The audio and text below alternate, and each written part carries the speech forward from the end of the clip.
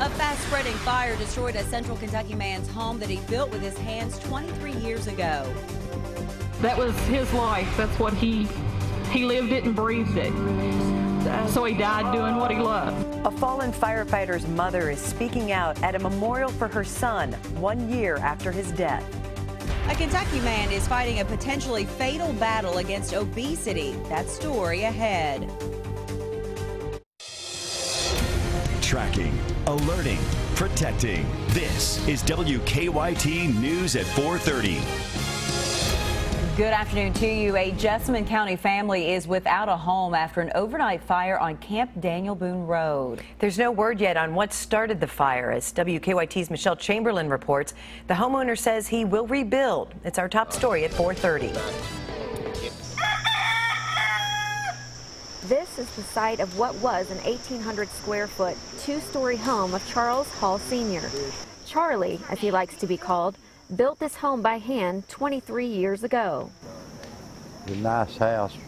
It was an odd built house. It was beautiful. Beams in it. But Charlie's hard work was destroyed by a fast-spreading overnight fire. It started inside of the front door in a vent, come up through the floor. We couldn't get out the front. We went out the back door. We just barely got out. They're blessed to get everybody out. This is just material things. Charlie says he doesn't know what caused the fire, but is grateful that he, along with 9 family members, 3 of them children, were able to escape unharmed. I just thank God I ain't in it, and I ain't cremated this morning. Charlie's home sits right next to the Kentucky River. In fact, his friends and family tell me he's a man of the river. He's a commercial fisherman, and they tell me even though his home is burnt down, they don't expect him to leave this area anytime soon. I know how hard he's worked. I know he won't leave this river because this is where he's always lived. I mean, this is a lifetime of memories going up to them. A whole lifetime of memories. But it's just one of them things happened. Could have been worse, a lot worse. In Jessamine County, Michelle Chamberlain, WKYT. Charlie and his family will live next door in a home they've been building for the past several years. Well, we are starting the weekend off with cooler and drier weather. That is good news. This weekend we should have great weather for the final weekend before the school year begins for many children around the area. Let's check in now with Chief Meteorologist Chris Bailey. Hi, Chris. Hi, guys. Trying to get rid of the clouds out there. It's been like a little trip to the dentist this afternoon to do so, though. Eventually, though, we're starting to see more in the way of sunshine taking over from north to south, and that is playing a role in your backyard thermometer. 73 Richmond, yet 83 into Covington, where you have more in the way of sunshine. Some peaks of sun showing up with a lot of mid and upper 70s across the I-64 corridor. And again, low and mid 70s the farther south and southeast that we go.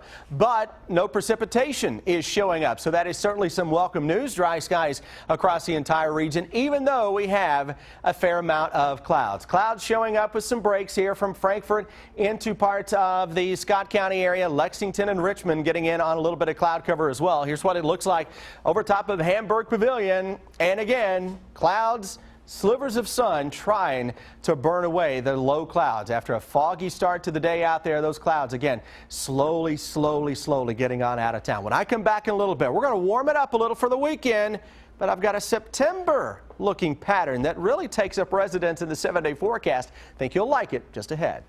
Thank you, Chris. 1 year after a Hardin County firefighter was killed in the line of duty, family and friends came together to remember him. Glendale volunteer firefighter Jonathan French was killed, and another firefighter, his mother, Lisa French, was injured while tending to a vehicle fire on the side of an expressway. As Lauren Adams reports, she doesn't remember much of the accident, but does remember her son's passion for firefighting. 1 year after the small community of Glendale is brought to its knees in tragedy, friends, family, and first responders gathered to celebrate the life of Lieutenant Jonathan French. That was his life. That's what he lived it and breathed it. So he died doing what he loved. Mom Lisa French, also a firefighter, had been alongside her son on I-65 when the volunteer department responded to a vehicle fire. In the darkness of early morning, he will be hit and killed by a semi.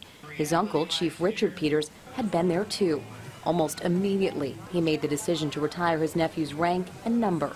But 1 year later, he admittedly still uses 2503. His name is still on our run sheets, and if I'm filling out the run sheet, I check mark his name that he was on that run. Still, Chief Peters says it's hard to be at this firehouse. That's something that I've dealt with for the past year, knowing that I took him away from home, took him away from the family, and then I had to call him and tell him I'm not bringing him home. French's locker remains his own, and on this night his name is said with smiles instead of tears. Exactly how I want my son remembered, because like I said, he gave it his all. The group releases balloons signifying 2503 and later lights candles pledging to never forget. I'd love to have had him longer, but we're glad that he was ours for a little while. Not just her son, but an entire community's hero. And certainly a beautiful tribute there. Jonathan French's family will travel to Frankfort next month when his name is added to the Fallen Firefighters Memorial. We are tracking a crime alert after overnight break-ins at 2 Lexington gas stations. The most recent was discovered about 5:30 this morning at the Shell on North Broadway. Police say someone broke the glass out of the front door and stole cigarettes. Hours earlier, police say someone also stole cigarettes from the Marathon at New Circle and Bryan Avenue. In that case, the person didn't have to shatter the glass because police say the suspect was able to remove it from the front door. Police will try to figure out if the 2 overnight crimes are connected. Kentucky State Police are investigating a deadly officer-involved shooting in northern Kentucky. Police in Kenton County say they were called to a home in Ellesmere for a reported stabbing. That's where police shot and killed a man. A woman inside the home was badly injured and later died. State police say 2 children were at the scene at the time. They were not hurt. This is a critical incident for the officer too, and they actually go through some counseling and some support. It's a traumatic experience obviously on the victim's side, the victim's family, and also on the officer. The names of the victims and the officer involved have not yet been released. 2 Kentucky 911 dispatchers say they reported their supervisor for mishandling calls and sleeping on the job, and they were the ones reprimanded. Now they're suing. Ben Kecko has more on their lawsuit. Every day, 911 dispatchers take all kinds of calls. Can you please come on my house, please? My wife is acting up. This call was made in March. Listen to me. Listen to me. No, get somebody over here, because if I go to jail, it's over.